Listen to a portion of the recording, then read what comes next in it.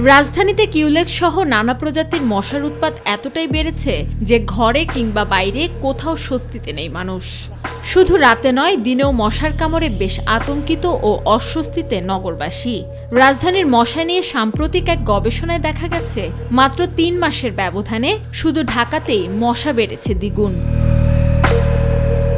ঢাকা দক্ষিণ সিটি কর্পোরেশনের 10টি অঞ্চলে ৭৫টি ওয়ার্ড। মশা নিধনে ১৫০ জন মশক সুপারভাইজার সহ ১০৫০ জনবল কাজ করছে। ঢাকা উত্তর সিটি কর্পোরেশনের 10টি অঞ্চলের ৫৪টি ওয়ার্ডে ৭৫ জন মশক সুপারভাইজার সহ প্রায় ৬০০ জনবল থাকলেও মশার প্রাদুর্ভাব কমাতে হিমশিম খেতে হয় ২ সিটি কর্পোরেশনকেই। বছরে মশা মারার পেছনে ব্যয় হচ্ছে শত শত কোটি টাকা, তারপরও কেন কমছে না মশা? ঢাকার 2 সিটি কর্পোরেশনে চলতি অর্থবছরে মশা মারার বাজেট ১৫৩ কোটি টাকা। তবে সিটি কর্পোরেশন ও স্থানীয় সরকারের গাফলতির ফলে সঠিক উপায়ে ব্যয় হয় না মশা মারার অর্থ।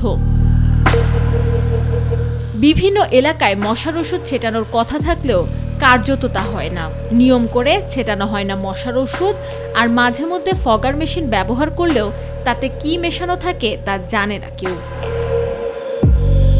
গেল বছর নকল মশার ওষুধ ছেটানো নিয়ে জনমনে যে আতঙ্ক তা এখনো কমেনি। তাই এবার ডেঙ্গুর প্রাদুর্ভাব কমাতে আমদানিকৃত বিটিআই কতটা স্বচ্ছ ও ভেজালমুক্ত হবে আর তা কিভাবে মনিটরিং করা হবে, এমন প্রশ্নের জবাব দেন ঢাকা উত্তর সিটি কর্পোরেশন মেয়র আতিকুল ইসলাম।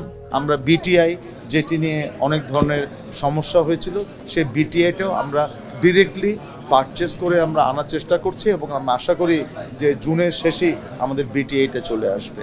সুতরাং আমরা আমাদের এই বিভিন্ন ধরনের অ্যাওয়ারনেস ক্যাম্পিং, কাউন্সিলর লেভেলে অ্যাওয়ারনেস ক্যাম্পিং, জোনাল লেভেলে অ্যাওয়ারনেস ক্যাম্পিং আমার মেয়র দপ্তর থেকে আমরা বসে নিই। আমরা এই ধরনের অ্যাওয়ারনেস আমাদের চলবেই।